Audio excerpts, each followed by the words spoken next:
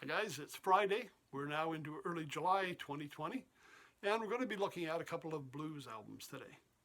And we're going to look at a number of, well, not a number of recordings. I really only have 2 records. Most of my library for these 2 musicians are on CDs. And maybe at some point we'll get around to looking at the CDs as well. But since we're keeping it on vinyl, we're going to just take a look at the 2 albums I have.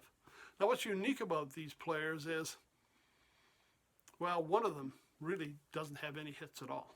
None that I could think of. He doesn't get a lot of airplay unless it's on specialty channels. The other musician, he does get songs recorded by other musicians. And sometimes that's how we come to know them.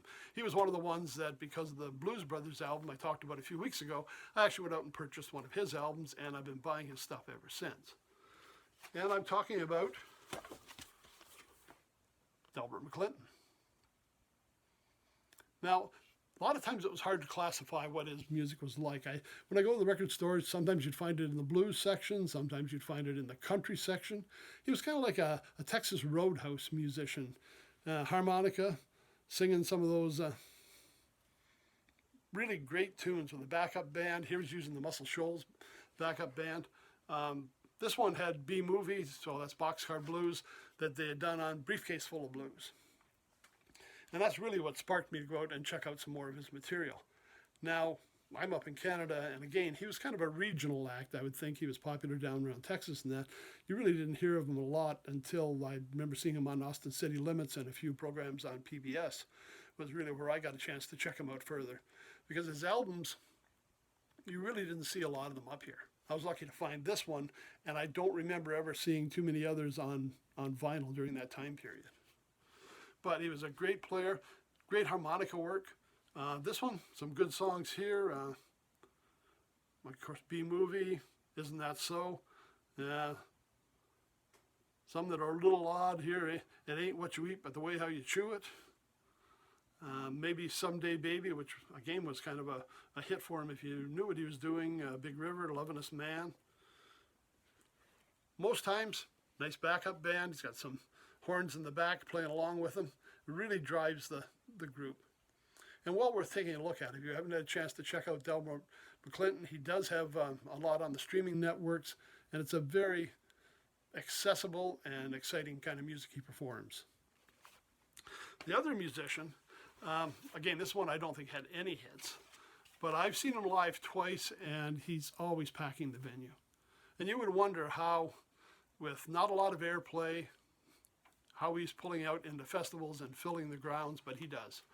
The first album I'd seen of his or heard of his, this was back in the early 70s. I had a friend, and his sister had the greatest record collection.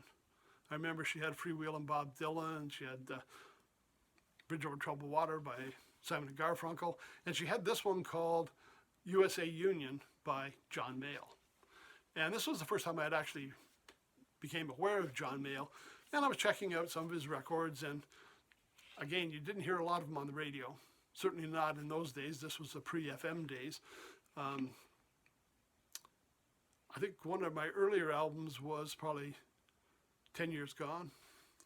But one that I really liked, and this was one of the few I still have on vinyl, was Moving On. A live album recorded in Hollywood, and it was kind of a follow-up to jazz blues fusion. A lot of the same players on here. Well, we've got Freddie Robinson on guitar, the great Blue Mitchell on trumpet, Victor Gaskin on bass, Keith Harley on drums, Charles Owen, Freddie Jackson, and Ernie Watts on saxophones, Larry Taylor on bass, and Clifford Solomon on sax. And again, I could read through the set list, but we're not going to know any of the songs. It's just his unique style. And it seemed to be, like, say, when I went to the festival, he jammed the park. And you would wonder how all these people heard of John Mayall.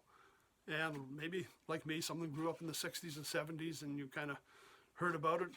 He was famous for producing other musicians to his band. One of the all-stars from the John Mayall band, of course, Eric Clapton. So he did have great musicians with him. His songs, they're always interesting, always fun. He has a unique way of doing things, a very unique style of his own, and certainly people caught on to it. And it just goes to show, like we mentioned with Nash the Slash a few weeks ago, that some of these people that don't have a lot of backing, a lot of public exposure, can still get out there, get their music to the people, and still bring in good crowds. So this one of my favorite John Mayall albums, Moving On. And again, it's on the streaming networks if you want to get a chance to check it out. And these were just two. John Mayall, obviously straight up blues. Delbert McClinton falls in that blues category as well, so I'm classifying them both as blues. Very accessible, exciting blues songs. So something to check out if you get a chance. Everybody have a great weekend. We'll see you on Monday again when we're back looking at some jazz. Have a good weekend.